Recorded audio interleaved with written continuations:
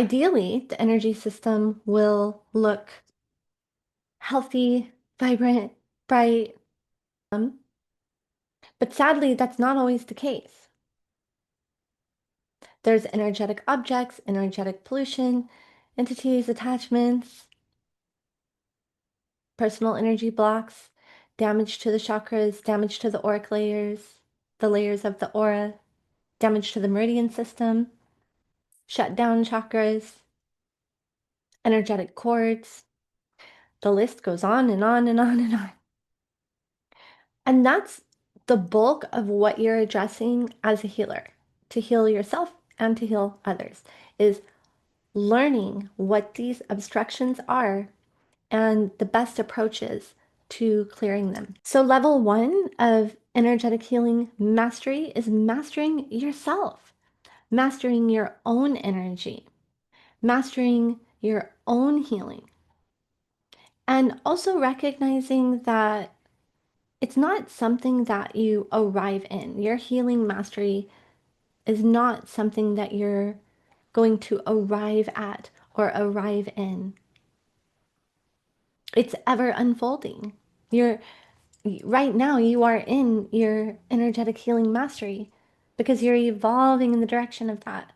It's a process of unfolding, a process of discovery, a process of personal cultivation in your mastery, but it continues. Level 2 of your energy healing mastery, mastering your clair senses. There's nothing woo or magical about your clair senses. Your clair senses are your natural energetic sensory centers and systems that are powered by your chakras. And once you work on your level 1 of mastering yourself, mastering healing yourself, then your clair senses are just going to automatically begin to come online. And you can learn all about the clair senses in my free ebook, Chakras and the Clair Senses. And I'll also have masterclasses for the chakras and the clair senses. But the 4 main clair senses are your claircognizance, that's powered by your crown chakra, your clairvoyance, which is powered by your third eye chakra, your clairaudience, which is powered by your throat chakra, and your clairsentience, which is powered by your solar plexus chakra. That just as you have physical senses to receive and perceive information from the physical world, you also have energetic senses to perceive and receive information from the energetic world. And they are powered by your chakras. And when you master your clair senses, you are then able to scan, diagnose, and monitor the energy as you are providing the healing. Because energy healing, you're healing energy, you need a way to view or know what's taking place. You want to be able to go in to the energy system and identify what's taking place, and you don't want to go in blind. By mastering your clairsenses and your ability to speak the language of energy, you can go in to any healing session, whether it's for yourself or others, and have a conversation with energy and be able to recognize what is occurring and monitor the progress. Which brings us to level 3, mastering your discernment. Because a person can only heal to the degree of readiness that they're in. And clear, they can only clear to the degree of readiness that they are in. If a person is not in a state of readiness, they aren't going to clear that much. But if a person is in a very ripe state of readiness, they're going to clear a lot. And they're going to think you're a miracle worker. You're going to look like a miracle worker. But they have to be in a very ripe state of readiness. If a person is not in a state of readiness, then they aren't going to be able to achieve that deep of a healing or a clearing. And you don't want to be taking that personally. Level 4, mastering your relationship with elemental tools.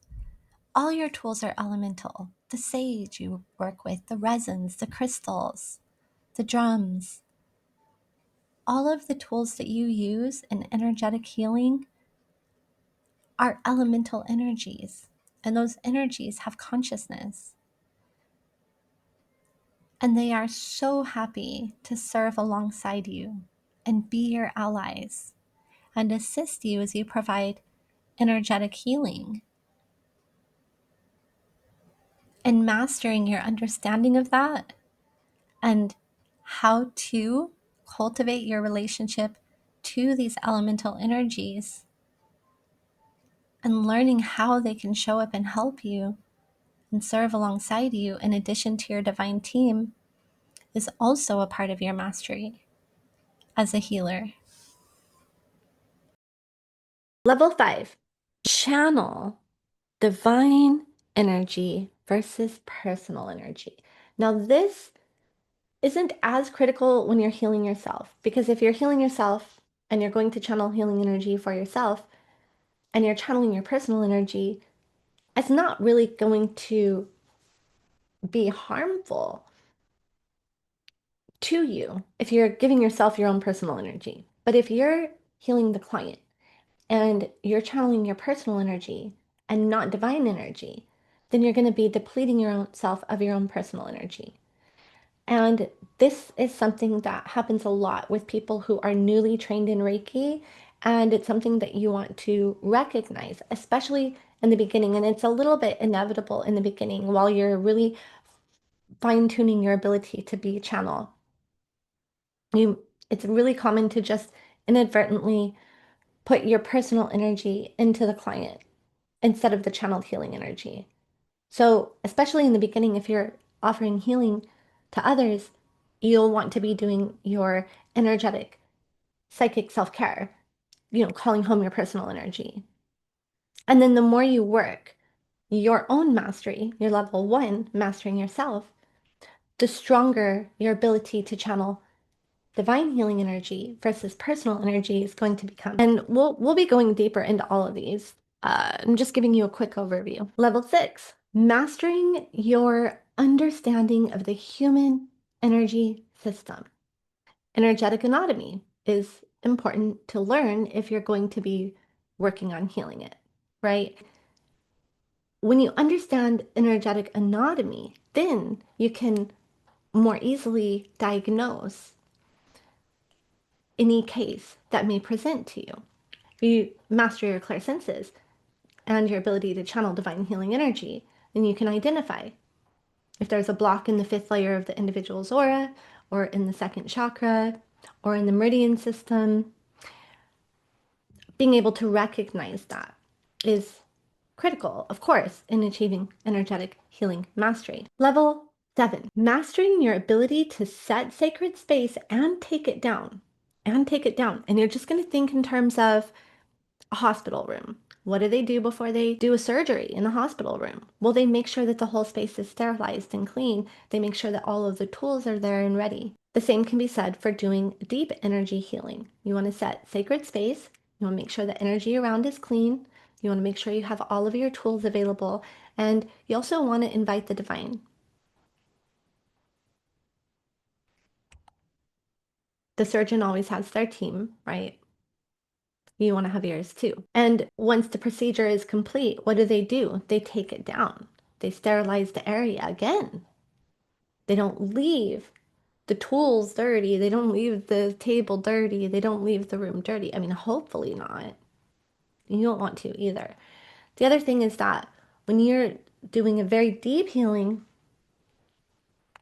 and there's different levels of healing, which we'll be getting into, but when you're conducting a deep healing session, you're working in between worlds. You're doing energy healing. You're working in the realm of energy. And so you're creating a space, creating a container for that. And when it's complete, you want to close that container. You don't want to leave it open, which leads us to level 8 of mastery. And that's going to be mastering energetic disposal. Energetic disposal is a thing. It's definitely a thing. I don't know if it's talked about enough, and it should be.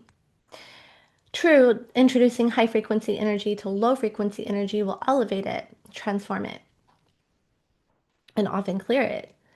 But there are energetic fragments that get everywhere during an energetic healing.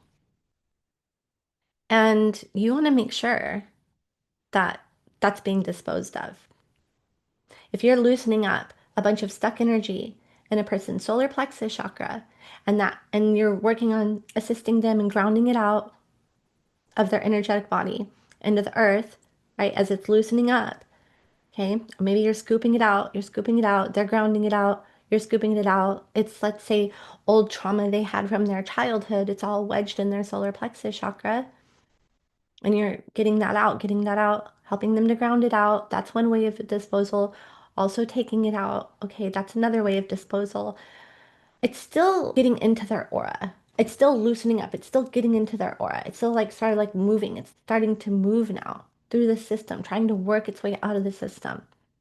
You want to be able to know how to identify, how to really assist them in disposing of that energy. And it's going to get in your space too. And you work with the tools for energetic disposal. And again, we'll be going deeper into all of this. I just wanted to give you a quick overview of what I'm referring to specifically so that you can know what I'm talking about. What is it to be a master healer? Is mastering yourself so you can move out of ego. And that's really important. So you can be of service, not to your ego, but to others. And also dismantling your ego to where you're not serving your ego is serving you. Mastering yourself, allowing it to be an ever evolving, ever unfolding journey of mastery. Thank you for joining my Master Healer mentorship. I am going to be putting a lot up for you so that you have this as a resource. And I also invite you to ask me any questions you have at all.